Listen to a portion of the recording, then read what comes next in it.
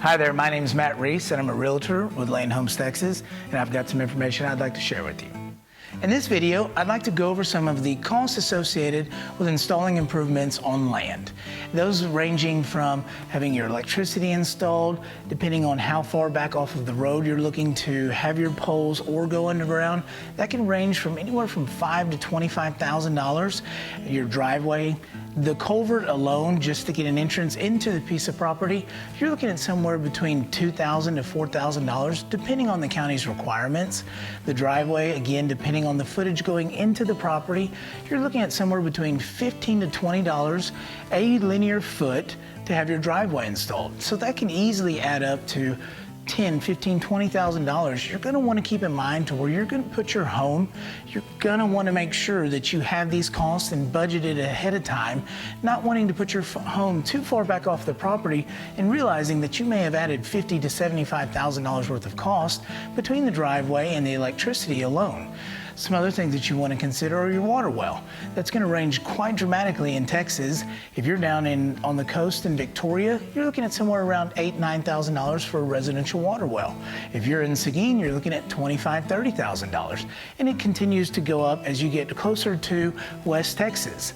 Another thing that you're going to want to consider is your septic. Now that doesn't range quite as much, but when you are in rock, that can range anywhere from $8,000 to $15,000. That, along with your driveway, culvert, water well, septic, these things add up very quickly. Clearing on land is a whole nother thing. There's different kinds of clearing. You can do mulching, dozing.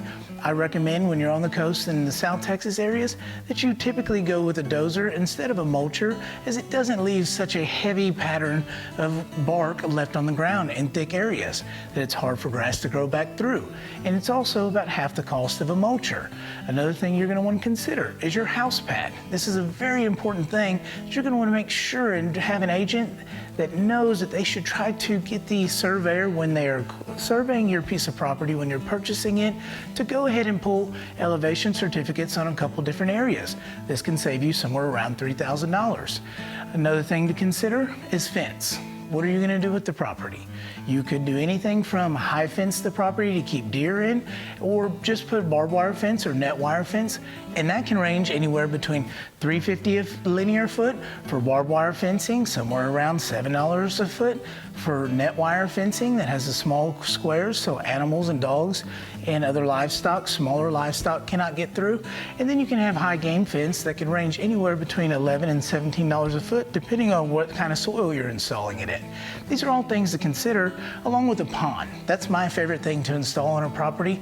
I happen to have dug hundreds of ponds, and it's because I was a developer. I usually use the materials left over, much as big developers do, in building subdivisions and digging lakes. I use that material for house pads and driveway base. I gain an aesthetically pleasing feature to the property while saving cost on my driveway and house pad.